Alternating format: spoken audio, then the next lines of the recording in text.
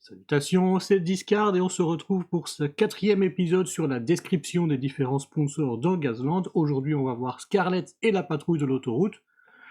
Ça devrait être particulièrement intéressant puisqu'il se trouve que dans mon stock je n'ai aucune de ces deux équipes-là, donc ce sera peut-être l'occasion même pour moi de commencer à faire ma propre équipe. On y va, hein, c'est parti, on va venir chercher donc le sponsor Scarlett. Et on va jouer sur 50 comme d'habitude, c'est parti. Alors Scarlett c'est particulier puisque on l'a peut-être remarqué depuis le début de ces épisodes, on a par exemple Miyazaki qui se focalise sur la manœuvrabilité. On a eu Slime qui se focalisait sur les jetons de danger, on a eu Idris qui se focalisait sur la vitesse, et ainsi de suite. Chaque sponsor se focalise sur un aspect différent du jeu, et Scarlett se focalise sur les membres d'équipage. On va voir ça tout de suite, mais si je dois les repositionner dans la culture pop comme je fais d'habitude, ça va être compliqué, puisque le premier truc qui me vient en tête c'est Pirates des Caraïbes, mais ça colle pas. Mais en gros ici on est sur des pirates de la route.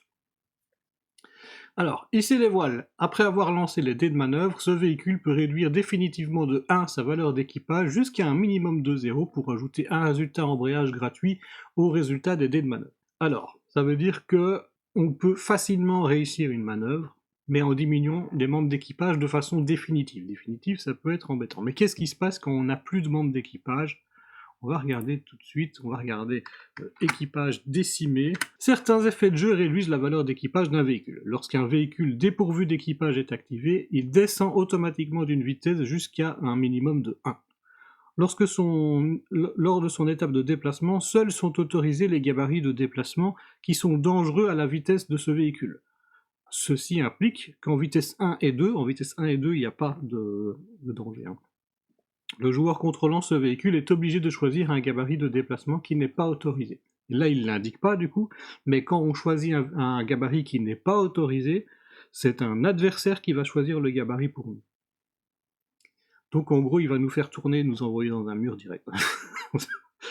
C'est ça. Hein. Donc en fait, se retrouver à 0 pendant notre phase de manœuvre, c'est pas très grave. Les problèmes viennent au début de la phase suivante.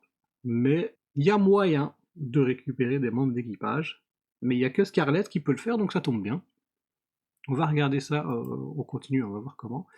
Pillard, à la fin de l'étape d'attaque, ce véhicule peut réduire définitivement sa valeur d'équipage à la valeur de son choix, jusqu'à un minimum de 0, pour retirer un point de carrosserie de n'importe quel véhicule en contact pour chaque membre d'équipage retiré. Donc là encore, on nous incite à se débarrasser de membres d'équipage de façon définitive, mais pour venir retirer des points de carrosserie à un véhicule.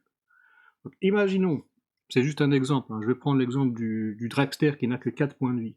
On fonce sur un dragster, on lui fait ses 2 points de dégâts juste avec l'impact. Est-ce que ça marcherait ? Parce que non, ici il parle à la fin de l'étape d'attaque, donc je dis des bêtises, à moins qu'on ait un avantage qui nous permette de faire une phase d'attaque même après un éperonage. Mais l'exemple reste valable. Donc on est contre un adversaire qui n'a plus que 2 points de vie, on se débarrasse de 2 membres d'équipage et on l'achève. Donc en fait on vient lui piller ses pièces, on vient le tuer directement dans la voiture. C'est intéressant quand même comme stratégie. Quartier de l'équipage. Cette équipe peut acheter l'amélioration membre d'équipage supplémentaire pour la moitié du prix indiqué. Bon, on s'en doutait qu'on aurait quelque chose dans le genre. Alors il faut savoir que le nombre de membres d'équipage d'un véhicule correspond simplement au double de sa valeur de base. Donc, par exemple sur une moto de base je crois que c'est 1, bah, on peut en avoir 2, ce qui est logique. Dans une voiture ça doit être 2, bah, on peut monter jusque 4. Voilà. Dans un bus c'est 8, on peut monter jusque 16. Voilà, ça c'est intéressant. Sous mon pavillon ou sous l'acquis, lorsqu'un autre véhicule en contact avec ce véhicule devient une épave, ce véhicule peut gagner soit un membre d'équipage, soit 2 votes du public. Voilà, alors on ne peut pas racheter de membres d'équipage avec le vote du public, hein, si je dis pas de conneries, par contre, on peut se refaire un équipage. Donc ça veut dire que on va avoir besoin de se débarrasser de nos... Bah non, pas forcément, c'est juste qu'il faut que les adversaires avec qui on entre en contact deviennent des épaves. Moi, j'ai déjà l'impression que ça nous incite vers un véhicule lourd. Dans mon idée, alors bien sûr on peut acheter des membres d'équipage, on l'a vu à moitié prix, mais je pense que ce sera même pas nécessaire, sinon ça va être beaucoup trop cher quand même. Donc dans l'idée, je pense qu'on va partir sur un bus. Bus qui permet donc d'avoir, on a déjà 6 membres d'équipage de base, ce qui est déjà très bien. Et en plus, on est un véhicule lourd. Et si on doit achever nos adversaires en étant en contact avec eux, en leur fonçant dessus, ça pourrait être intéressant directement de venir mettre par exemple un bélier à l'avant. Je pense que c'est déjà pas mal. Rien qu'un véhicule lourd avec un bélier à l'avant, c'est déjà des véhicules assez monstrueux. Voilà, ça nous a déjà occupé un emplacement, il en reste 2, mais c'est pas très grave. En fait, on n'a pas vraiment besoin des autres emplacements, je pense. J'ai une idée en tête, mais de toute façon, là, on va regarder les différents avantages. Alors, on a optimisation, qu'on connaît déjà, on a déjà vu sur d'autres équipes comme Miyazaki, c'était Miyazaki, peut-être qu'il y avait ça. Moi, je sais même plus. Ou Idriss, peut-être les deux même. Lorsque ce véhicule effectue un éperonage, il subit une pénalité de -2 dés d'attaque. Les véhicules effectuant un éperonage contre ce véhicule subissent, nous ça nous intéresse pas, puisque nous on veut achever les adversaires, on a besoin que les adversaires au contact avec nous deviennent des épaves. Non, c'est pas ce qu'il nous faut. Propulsion. Ce véhicule peut pivoter autour du centre de sa face avant plutôt que de son centre de rotation lorsqu'il résout des rotations. Alors je me dis que justement quand on a un bus, ça pourrait être particulièrement intéressant. Donc il faut bien imaginer que quand on pivote depuis le centre de la face avant du véhicule, c'est un peu comme si on donnait des coups de fouet à l'arrière. On pourrait imaginer, je sais pas si je vais partir là-dessus, mais on pourrait imaginer qu'on ait mis des béliers sur les faces latérales de notre bus, et venir pouvoir taper comme ça les adversaires qui sont derrière nous sur le. On est un véhicule long, hein, faut pas oublier, donc on a quand même quelque part un arc de tir. C'est pas un arc de tir, mais on se comprend qu'il est quand même assez important pour toucher des petits véhicules ou même des gros, hein, ce qui nous permettrait soit de gagner des votes du public, soit de gagner donc des membres d'équipage. Ça pourrait déjà être intéressant. Je vais pas le cocher, mais on verra par la suite. Doigté. Ce véhicule ignore les icônes de danger sur les gabarits de déplacement. En vrai, c'est toujours bon à prendre, mais on verra si on n'a pas quelque chose de plus intéressant. Momentum. Lorsqu'il résout ses dés de manœuvre, ce véhicule peut mettre de côté un résultat dérapage ou rotation pour relancer les dés de manœuvre. Ok. Et après, les dés qu'on a mis de côté, on est obligé de les résoudre. Ronronnement. Durant chaque activation, ce véhicule ne prend pas plus d'un jeton danger pour les résultats rotation, pas plus d'un jeton danger pour les résultats dérapage, et pas plus d'un jeton danger pour les résultats danger. Bon, c'est pas mal, mais je suis pas convaincu, ça coûte quand même très cher. Alors, sur 2 roues, là on en a déjà parlé, c'est pour éviter les obstacles, mais quand on est statique. Si ce véhicule a une manœuvrabilité d'au moins 3, avec notre bus, on est à 2. Donc ça nous intéresse pas, mais je vais quand même le lire. Il peut prendre 3 jetons danger à la fin de son étape de déplacement. S'il le fait, il est ignoré par les autres véhicules durant leur étape de déplacement jusqu'au début de la prochaine activation. Si en ignorant ainsi ce véhicule, la position finale d'un véhicule tierce devait le chevaucher, on recule le véhicule tierce le long de son gabarit de déplacement autant que nécessaire pour éviter qu'il ne chevauche quoi que ce soit. Ça marche pas pour nous, donc on s'en fout. Mais nous, je pense que ce qui va être intéressant, bien sûr, c'est l'agression. Double canon qui coûte 2. Lors de l'étape d'attaque de ce véhicule, jusqu'à 3 armes d'équipage peuvent recevoir un bonus de +1 pour toucher. Vu qu'on a 8 membres d'équipage, je pense qu'on n'a pas de raison de se priver des armes d'équipage. Ça pourrait être intéressant. Après, on verra, parce qu'on est déjà à 34 points sur les 50, mais ça a l'air déjà pas mal, mais je vais quand même le cocher. Abordage. Ce véhicule ignore la règle de désorientation, ça c'est vraiment bien du coup. Autrement dit, ce véhicule peut attaquer lors de son étape d'attaque, même s'il est au contact avec un obstacle. Donc je pense que ça, il nous le faut, puisqu'on va pouvoir foncer sur l'adversaire, ensuite l'attaquer, ce qui va nous permettre de gagner des votes du public ou des membres d'équipage. C'est très très bon. Marteau de guerre, c'est toujours très bon quand on a un véhicule lourd. Hein. Lorsqu'il effectue un éperonage, ce véhicule gagne +1 dé d'attaque pour chaque jeton de danger qu'il a actuellement sur lui. Nous, si on fonce dans une voiture, on se rappelle, hein, déjà on a 2 dés de plus parce qu'on est plus lourd qu'elle, on a 2 dés de plus parce qu'on a un bélier, si en plus on a 3 dés de plus parce qu'on a 3 jetons de danger, ça commence à piquer, c'est intéressant, mais je pense qu'on risque d'être un petit peu short au niveau des points. Faut pas oublier qu'on n'a pas encore armé le véhicule, et on va quand même avoir besoin d'armes d'équipage, donc je me garde des points en réserve. Psychopathe, bon ça c'est un regard provocateur quoi. Lorsqu'un véhicule contrôlé par un autre joueur termine son étape de déplacement à portée courte maximum de ce véhicule, il prend un jeton de danger. simple, efficace, mais là, on verra. Broyeur. Avant que ce véhicule ne lance les dés d'attaque lors d'un éperonage, il peut choisir d'ajouter un jeton de danger au véhicule ciblé pour chaque point de dégâts qu'il inflige, au lieu de lui retirer des points de carrosserie. Bon, voilà, ça c'est un choix stratégique, hein. On vise les dangers ou la carrosserie. Par contre, engin de mort, j'aime bien, je vais déjà le cocher, ce véhicule peut effectuer les passages en force comme une forteresse mobile. Donc en cas d'éperonage, on annonce simplement un passage en force, on gère quand même l'éperonage comme d'habitude, et on gère les dégâts, l'accident, tout ça. Ensuite, on va venir, on le voit, hein, là on a l'impact contre ce véhicule-là, on le gère normalement. Ensuite, on va utiliser un gabarit court pour écarter le véhicule cible de notre trajectoire, on le pousse sur le côté, ce qui bien sûr ouvre une fenêtre de collision, on peut l'envoyer dans un mur, dans un autre véhicule, et ensuite on va encore lui faire subir une petite rotation, ce qui bien sûr ouvre encore une fenêtre de collision, et donc ça c'est vraiment très fort, hein, parce que ça peut faire énormément de dégâts, ça dégage la route, voilà, c'est vraiment bien. On voit la situation, au début on a un véhicule devant nous, à la fin de notre manœuvre le véhicule il est complètement sur le côté, il y a toutes les chances qu'il soit plus sur la route. Non, ça c'est très très bien. C'est cher, mais c'est quand même vachement bien. On est déjà à 43 points et on n'est pas encore armé.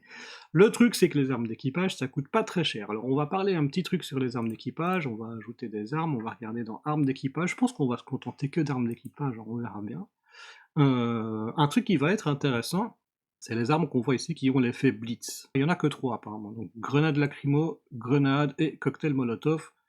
C'est déjà très bien. Quelque part, le pistolet, il est blitz aussi, il l'indique pas, mais...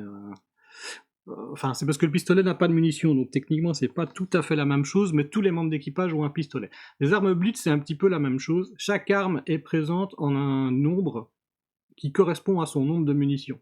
Donc quand on prend, par exemple, l'amélioration grenade, je vais prendre grenade, comme ça, juste pour le fun, on a 5 munitions. On voit bien ici qu'on a 5 munitions. En fait, ça signifie qu'il y a 5 grenades, et que donc 5 membres d'équipage sont équipés d'une grenade. Ce qui fait que pendant une phase d'attaque, vu qu'on a quand même 8 membres d'équipage, on pourrait lancer, si j'avais plus de grenades, j'en avais 8 par exemple, je pourrais lancer 8 grenades lors de la même phase d'attaque. Ça peut être quand même très très violent. Mais on verra qu'il y a peut-être moyen de faire du combo avec ça. Imaginons que j'ajoute les cocktails Molotov. Voilà. Donc, en fait, qu'est-ce qui se passe avec les grenades? Je reviens ici, c'est marqué là. Je vais retourner sur la fiche de véhicule. Carrément, hop. Donc les grenades, elles ont l'effet impact. On en a déjà parlé avant. En gros, l'effet impact, c'est l'effet qui est lié aux explosions. C'était blast en anglais, je crois. Quand on se prend du dégât, qu'on n'a pas su annuler, donc imaginons, je lance mes dés de grenade, c'est combien de dés là? Ah, il l'indique pas ici. C'est pas beaucoup, hein. Grenade, c'est 1 dé. Voilà, c'est 1 dé 6. Imaginons que j'ai balancé 2 grenades, ou que j'en ai balancé qu'une, mais que j'ai fait un critique, par exemple.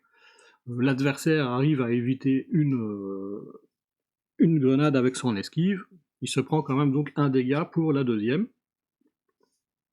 Et donc s'il se prend un dégât, il se prend aussi un jeton de danger. Donc ça veut dire que si je balance 10 grenades en même temps que j'arrive à faire 6 dégâts, non seulement c'est 6 dégâts sur la carrosserie, mais c'est aussi 6 jetons de danger.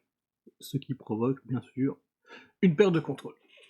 Donc on se dit, c'est quand même très fort. Maintenant je viens de rajouter le cocktail Molotov qui lui a un autre effet dont on n'a pas encore parlé, c'est l'effet incendiaire. Si un véhicule subit au moins un dégât causé par une arme avec un effet incendiaire, il devient enflammé, en plus des dégâts infligés, donc ça c'est ce que j'avais dit. Un véhicule ne peut pas devenir enflammé une seconde fois s'il l'est déjà. Quand il est enflammé, au début de son activation, le véhicule perd un point de carrosserie.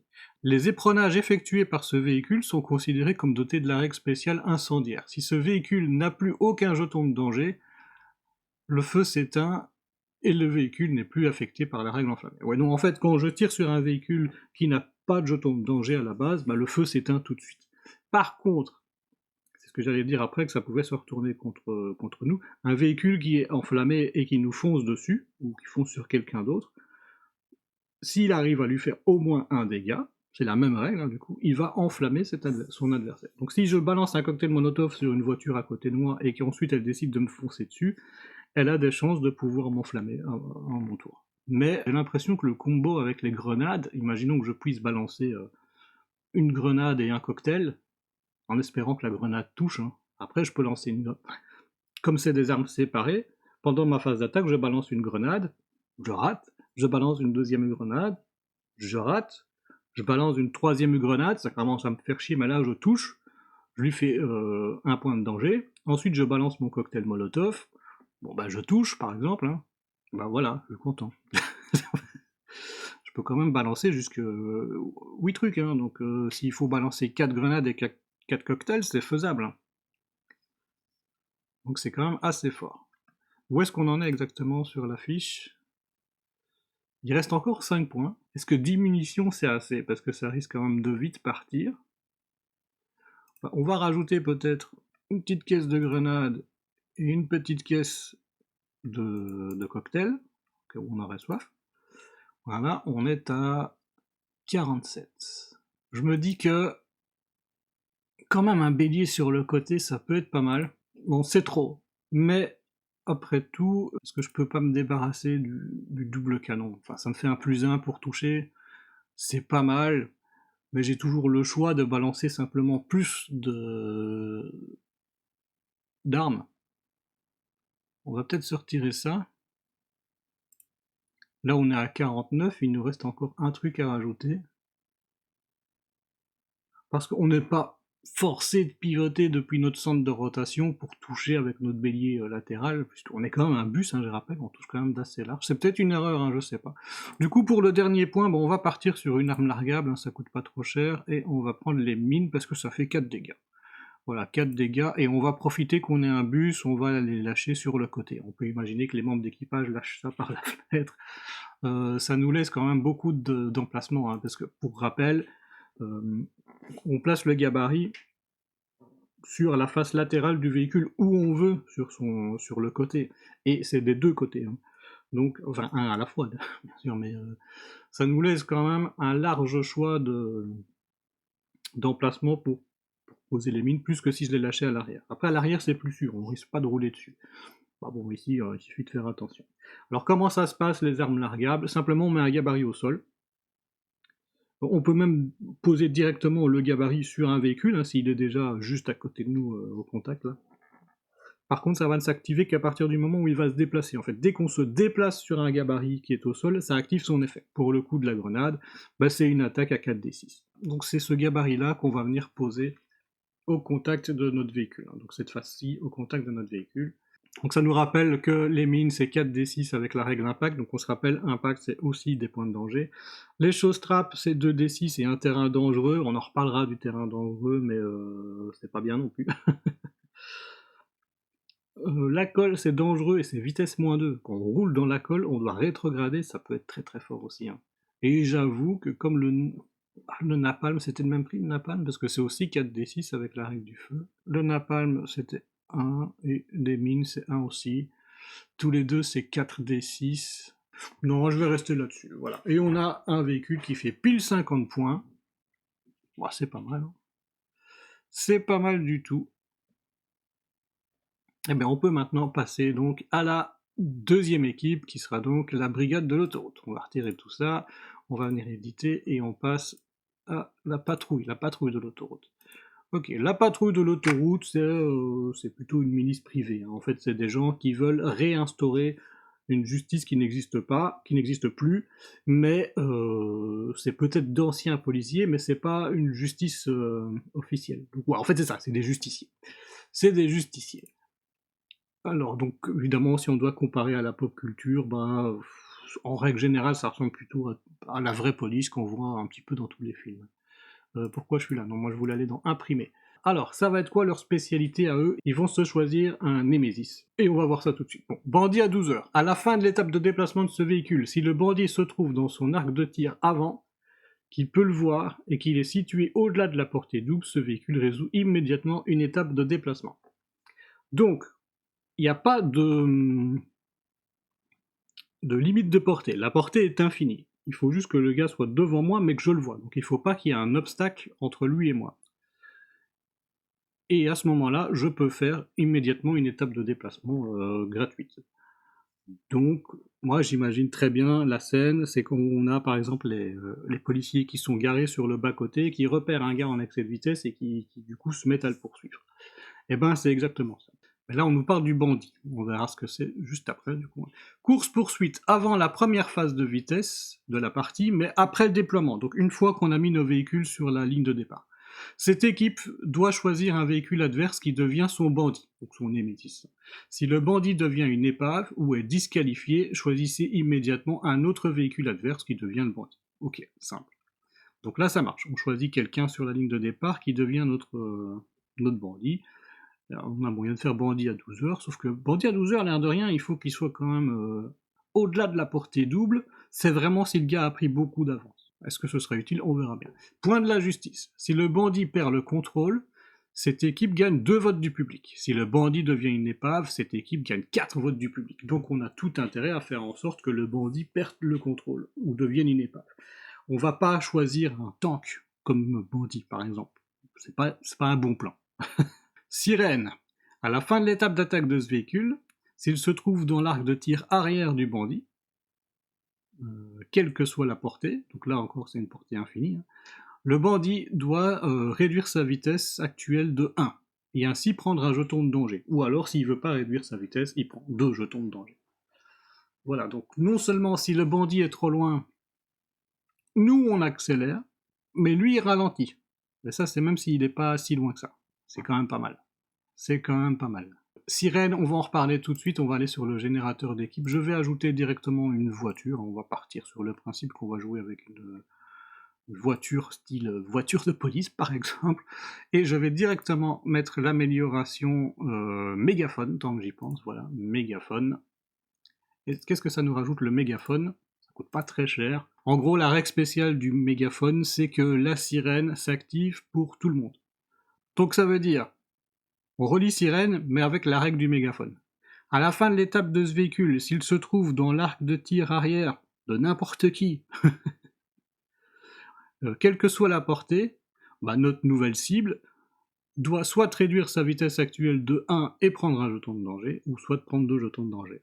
Donc c'est quand même très fort, parce qu'on n'est pas obligé de se focaliser sur notre bandit. Imaginons qu'on ait mal choisi le bandit, soit il nous a largué, soit au contraire il est derrière, et on n'a pas envie de faire demi-tour, ben la sirène ça marche quand même sur les autres. Alors un truc qui va être intéressant aussi, ce sera le grappin, mais on va d'abord regarder les avantages. Alors on a rapidité et poursuite. Rapidité on connaît, poursuite on connaît pas, je pense. Départ éclair. Lancez un D6 au début de la partie, ce véhicule commence la partie à cette vitesse-là.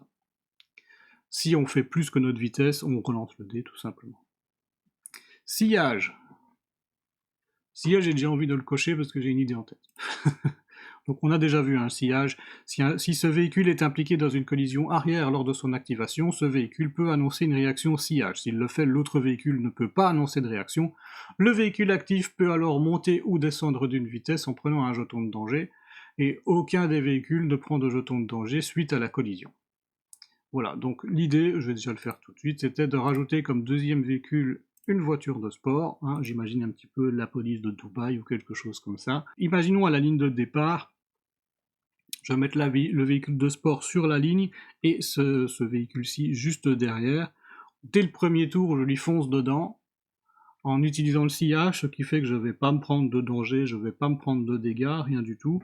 Par contre, ça va activer la dérobade de ce véhicule-ci. On se rappelle, les véhicules de sport, ils ont l'effet dérobade, ce qui fait qu'ils peuvent s'activer gratuitement, en dehors de leur tour. Et ensuite, à son tour, il va se réactiver normalement, ce qui lui permettrait déjà de prendre un petit peu d'avance. Et nous, on prend un petit peu de retard puisqu'on n'a pas avancé. On a foncé dans celui qui était devant nous, donc on est resté sur la ligne. Mais avec le mégaphone et nos autres capacités, on devrait pouvoir accélérer et ralentir les autres. Je pense qu'il y a un truc à jouer avec ça. Enfin, on va continuer à regarder les avantages. Surcharge. Lors de la résolution des dés de manœuvre, pendant l'étape de déplacement, ce véhicule peut lancer un dé de manœuvre supplémentaire. S'il le fait, il doit faire en sorte de monter ou de descendre d'une vitesse. S'il ne parvient pas à monter d'une vitesse, il prend un jeton de danger. Bon, c'est pas mal, surtout pour les véhicules qui ont peu de manœuvrabilité. Ici, on est quand même à 3 avec la voiture et 4 avec la voiture de sport. Bon, on verra bien. Rétrogradé.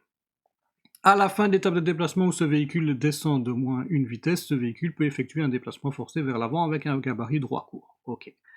Temps additionnel, ça c'est toujours vachement bien. Je sais pas si j'aurai assez de points pour le cocher, pour l'instant je vais pas le prendre, mais à la fin de l'étape de déplacement où ce véhicule franchit une porte, il peut retirer n'importe quel nombre de jetons de danger.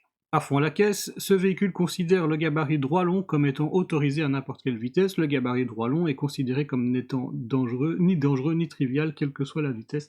Et évidemment que c'est fort, mais c'est cher aussi, ça nous permet d'avancer quand même vachement plus vite.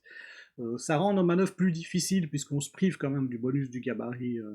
On verra en fonction des points comment on va construire les véhicules. On va commencer à attaquer la poursuite, qui est un petit peu la spécialité de la patrouille de l'autoroute et ce qui devrait rendre le véhicule intéressant. Même si, bon, j'ai déjà lu et je sais que la plupart des trucs sont quand même bof. À tes trousses, lorsqu'un véhicule adverse résout un dérapage ou une rotation qui termine au maximum à portée courte de ce véhicule, le véhicule adverse prend un jeton de danger. Mais ça, clairement, c'est RP, hein. Quand tu fais une connerie sur la route, genre un dérapage, et que tu te rends compte que t'as les flics qui sont juste à côté de toi, ça te met un petit coup de pression. Bah, c'est exactement ça. Donc si tu commences à faire un dérapage ou une rotation et que t'es juste à côté de la police, tu te prends un jeton de danger. En vrai, c'est pas mal, mais on a peut-être des choses plus intéressantes à prendre, parce que la portée courte, c'est quand même très court, hein, forcément, et ça va demander quand même un coup de bol que le mec fasse son dérapage juste à cet endroit-là. Enfin, je pense. Après, il faudrait tester sur la route, si ça se trouve, ça arrive tout le temps. Le malheur des uns, ça va être un petit peu la même chose, hein. Si un autre véhicule perd le contrôle au maximum à portée courte de ce véhicule, que ce soit avant ou après le tonneau, retirez tous les jetons de danger de ce véhicule. C'est pas mal, mais il faut espérer que quelqu'un perde le contrôle juste à côté de nous.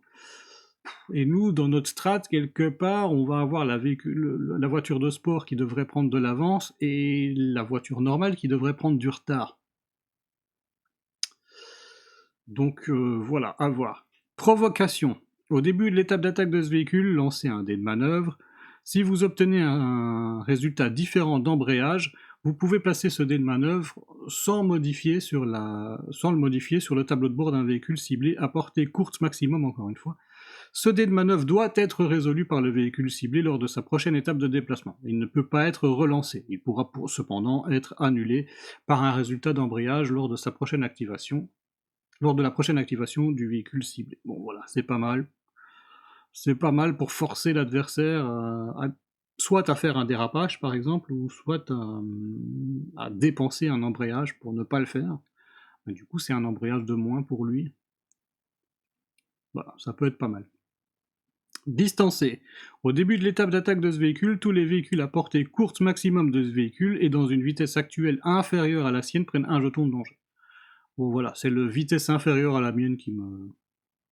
Alors bien sûr, avec le départ éclair, ça pourrait être intéressant, parce que ça marcherait dès la ligne de départ, ça c'est pas mal. Donc au début de l'étape d'attaque de ce véhicule, enfin, il faut quand même avoir passé la première porte. Moi, je suis pas convaincu. Par contre, je suis convaincu moi par le type. Bah, je vais déjà le cocher parce que j'aime bien. En gros, on va annoncer une autre réaction en cas d'éprennage. Donc on va avoir le choix entre l'éprennage, l'esquive, le sillage et le type. Donc, lors de l'activation de ce véhicule, s'il est impliqué dans une collision autre que frontale avec un véhicule adverse, son propriétaire peut annoncer type comme réaction, pour technique d'immobilisation provoquée, en ciblant le véhicule adverse, au lieu d'un éprennage ou d'une esquive. Donc c'est exactement ce que je disais. S'il le fait, il peut choisir n'importe quel gabarit de déplacement que la cible considère comme dangereux à sa propre vitesse actuelle. Donc dangereux pour ma cible. Imaginons qu'on soit en début de partie moyen, parce qu'on sait que dans les deux premières vitesses, il n'y a pas vraiment de danger, mais imaginons qu'on soit en troisième, je peux forcer ma cible à faire un virage serré qui serait du coup dangereux, hein. Si je dis pas de bêtises, je crois que ouais, il est dangereux. Le propriétaire du véhicule ciblé peut passer le gabarit à l'avant de son véhicule immédiatement, après la résolution de cette collision. Voilà. Le véhicule ciblé doit effectuer un déplacement forcé vers l'avant en utilisant le gabarit de déplacement choisi. Voilà, donc ça ne marchera pas à toutes les vitesses, puisque comme je disais en vitesse 1 et 2, il n'y a pas de gabarit dangereux, enfin il faudrait que je retourne voir les gabarits, mais ça va forcer l'adversaire à faire un virage, en gros c'est ça l'idée, c'est de venir chercher le virage serré, hein, pour le taper dans un mur ou foutre de travers au milieu de la route. Et regard déstabilisant qui coûte très cher, je suis pas convaincu non plus je crois. Les véhicules adverses à portée courte maximum de ce véhicule ne peuvent pas utiliser les résultats embrayage pour retirer les jetons de danger dans leur carte de tableau de bord. En fait, on a tout un tas de trucs qui sont vraiment pas mal si on est à portée courte. Si je me rends compte pendant la partie que je suis toujours à portée courte de quelqu'un, ma strat va peut-être changer. Je vais peut-être cocher tout le reste et enlever ça. Parce que là, vraiment, on est vraiment fait pour venir coller les adversaires sans pour autant les taper. Enfin, si, on peut les taper avec le type. Alors, j'avais dit que ce qui pourrait être intéressant, c'est le harpon. Alors, tout le monde pourrait avoir le harpon, c'est pas propre à la police, mais on verra que c'est quand même vachement bien. Est-ce qu'il nous donne une description du harpon dans la fiche de véhicule? Ce site-ci, je pense pas, il donne pas énormément d'infos, hein. Non, il va juste nous dire... voilà, il va nous dire page 98. Les touches de cette arme n'infligent aucun dégât. C'est combien de touches déjà le harpon? C'est 5. C'est quand même pas mal. 5, mais ça ne fait pas de dégâts. Donc, à la place, la première touche non annulée sur la cible la fait pivoter sur place, soit vers le véhicule actif, soit à l'opposé, selon ce qui demande la rotation la plus faible, pour représenter le harpon qui s'agrippe et la chaîne qui se tend. Donc on imagine très bien la scène, on lui balance le harpon et la corde se tend, et du coup, soit il va avoir l'arrière qui se met face à nous, soit ce sera son avant, en fonction de là où le harpon a tapé, on va dire. Ceci ouvre une fenêtre de collision, ben oui, puisque ça provoque une légère rotation, donc ça ouvre une fenêtre de collision. Chaque touche suivante non annulée sur la cible l'oblige à un déplacement forcé du gabarit droit court en direction du véhicule actif, tandis que la chaîne se rembobine. Si la cible est de poids supérieur à celle du véhicule actif, c'est ce dernier qui est tracté et déplacé vers le véhicule cible. Si vous touchez une cible avec plusieurs harpons, combinez simplement vos touches comme si elles provenaient de la même attaque. Donc voilà, c'est là qu'on se dit, ouais, mais en fait, je vais quand même avoir moyen de ramener les cibles à portée courte de toute façon. Mais bon, c'est pas comme s'il faisait un dérapage ou une rotation à portée courte. Et donc l'idée, c'est de venir le rembobiner, et on va se mettre à un bélier, hein. Puisque si on fait un type, si on veut jouer avec la manœuvre d'immobilisation, je pense qu'il nous faut un bélier à l'avant du véhicule. Voilà, on a un véhicule qui me paraît déjà très bien, avec 26 points. Ce qui nous manque quand même, je trouve, pour bien représenter la police, c'est la herse. Et donc ce qu'on va faire, c'est que sur le véhicule qui est devant, le véhicule de sport, on va peut-être lui mettre une arme largable et on va lui mettre des chausstraps. Les chausstraps, c'est des picots par terre. Voilà, je vais mettre à l'arrière. Ça peut être chiant, voilà, ça peut être chiant, donc c'est 2d6, petite zone, donc c'est 2d6 plus une attaque de terrain dangereux. On n'a pas encore parlé de la règle, enfin là on n'est pas sur les règles, hein, mais il y a des types de terrain. Si je cherche, mais là ça va être intéressant quand même. On a plusieurs types de surfaces, mais ce qui nous intéresse c'est le terrain dangereux. Si n'importe quelle partie du gabarit de déplacement ou la position finale, après avoir résolu les dés de manœuvre, couvre une surface de type dangereux, le véhicule prend 2 jetons de danger à la fin de son étape de déplacement. Donc, sur notre fiche de véhicule, l'air de rien, les choses trappes, c'est 2 dés d'attaque, plus 2 jetons de danger. Ça peut quand même faire une belle différence. Mais l'idée, c'était quand même que celui-ci prenne de l'avance. Donc, on n'a pas oublié qu'on a toujours le départ éclair, qui nous permet de démarrer déjà avec plus de vitesse. Et on avait à fond la caisse qui nous permettait d'utiliser le gabarit droit long à n'importe quelle vitesse. Dès la première, on est à 48. Ah oui, je ne lui ai pas mis de mégaphone en fait. Voilà. Voilà, on est à 50. Et je pense qu'on a quelque chose de correct. Donc la strat ici, dès la ligne de départ, avec la voiture, on fonce sur la voiture de sport en indiquant sillage, comme ça, pas de dégâts, pas de danger. Par contre, lui, il peut déjà faire une avancée avec un gabarit droit long. Ensuite, quand c'est son tour, il peut encore avancer avec un gabarit droit long et larguer, si on a passé la première porte, il peut déjà larguer les chausstraps sur la route, par exemple. C'est un exemple. Et lui, il va suivre les autres, les forcer à ralentir, tout en accélérant s'il prend trop de retard, ce qui ne devrait pas trop arriver. Il va pouvoir utiliser son harpon pour ramener les autres plus près de lui et leur foncer dessus en faisant un type pour les forcer à taper le mur. Moi, ça me paraît pas mal quand même. Voilà. Enfin bon, c'est tout pour aujourd'hui. On aura donc vu Scarlett et la patrouille de l'autoroute, qui m'ont l'air d'être deux équipes plutôt sympathiques. On va pas se mentir. La prochaine fois, on verra donc Vernet et Maxime. Sur ce, je vous souhaite une bonne journée, une bonne soirée, un bon amusement et on se retrouve bientôt pour une prochaine vidéo. Salut!